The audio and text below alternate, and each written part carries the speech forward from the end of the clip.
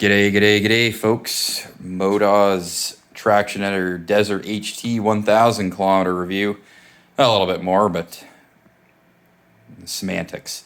Anyways, took this bike out on a pretty decent moto camp trip this past weekend, and put a little over 1,000 kilometers on the brand new MotOZ Tractionator Desert HT tires. Right off the hop, I can tell you I'll probably use about 2, maybe 3 fronts to every rear, especially on the 1090 that they are currently mounted on right now.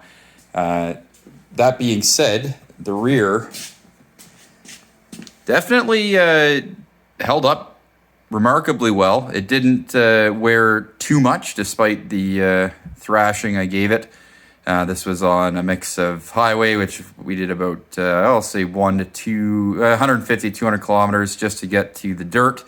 And I ended up doing a bit of highway on the way home just to get home because it started to rain and I was tired and just wanted to get back. But overall, we lost all the nubbies except for the very edge, which is pretty typical for dirt riding. But we'll probably wear those off anyways, doing some more aggressive street stuff, or just doing some power slides in the dirt.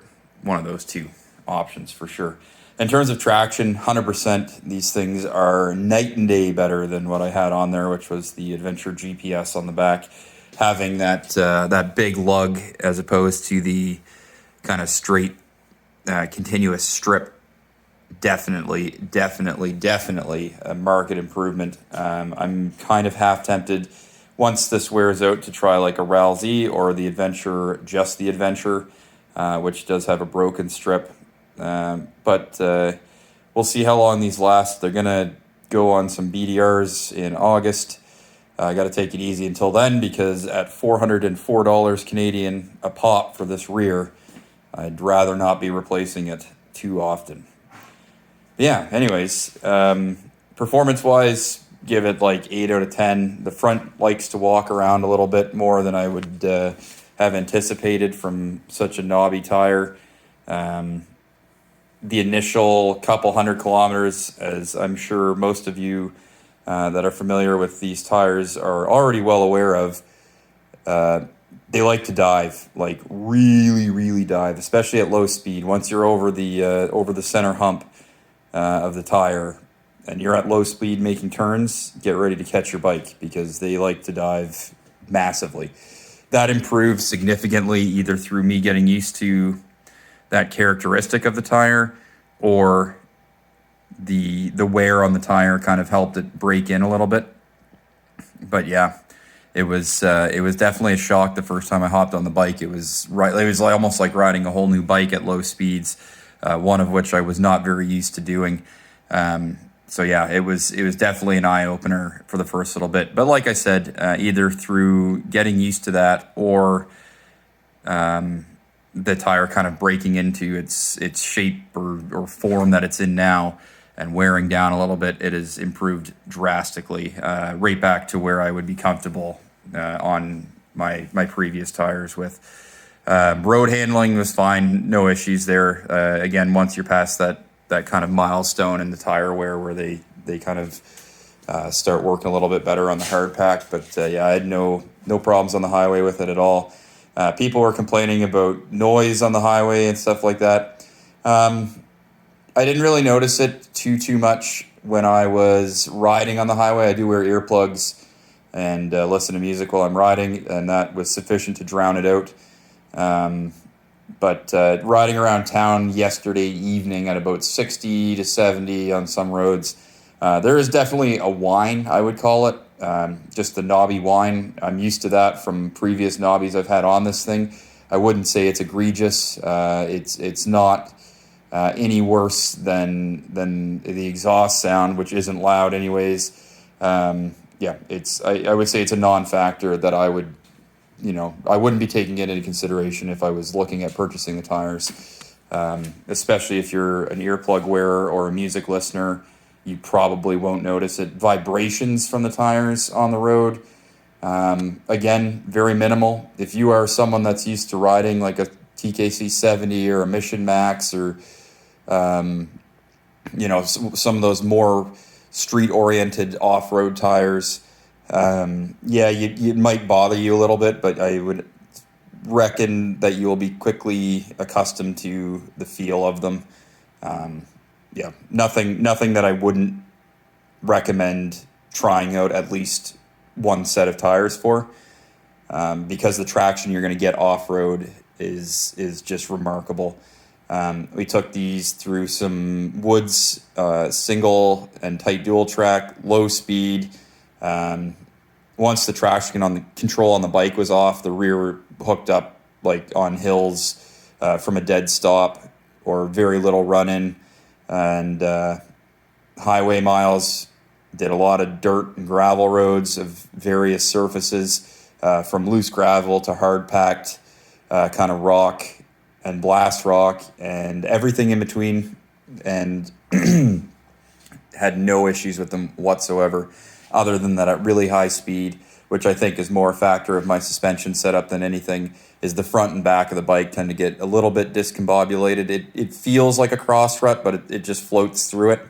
But it is almost a rhythmic thing. But I think that is to do with rear shock and load that I had on the bike. I had my whole camping setup on throughout the entire test of this. And yesterday, or not through the entire, but for the majority of it. And yesterday I went out with it naked like it is now. And the symptoms of that were characteristic throughout the whole ride. So I think that might just be a rear shock thing. I have that set little bit stiffer than stock, but it is sprung a little heavier and valved a little heavier, so as is the front. So I think it's probably a suspension thing rather than a characteristic of the tire, because I've never heard of anyone else having that issue on the bikes. But yeah, it definitely liked to walk around a little bit, and especially in super loose gravel over a hard base, the front let go a few times on me. It didn't cause a crash or anything like that, but it wasn't the most confidence inspiring thing to happen when you're trying to blast down gravel roads.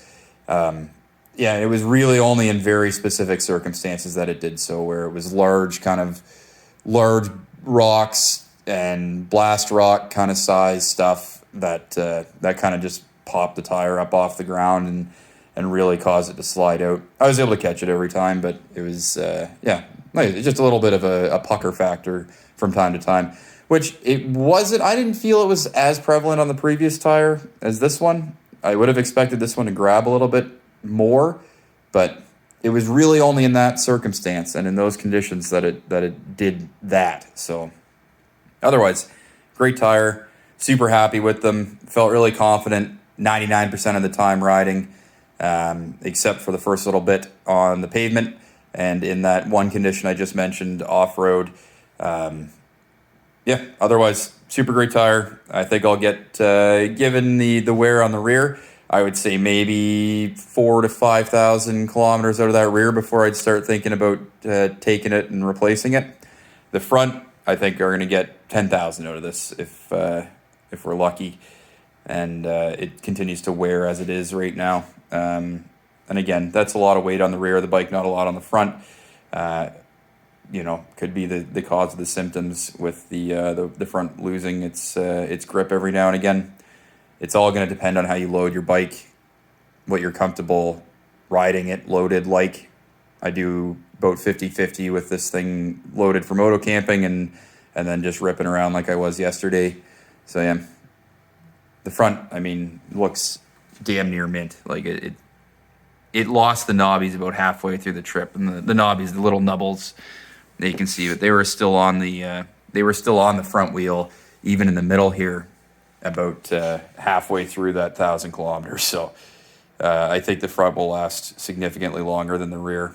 And I'm riding it pretty hard. We're doing traction control off, ABS off road, and sliding this thing around all over the place. And the rear, does not look too bad. It's certainly not brand new or anything, but other than the rounding out of the edges on the larger lugs, I really don't see a marked wearing of the lugs at all yet.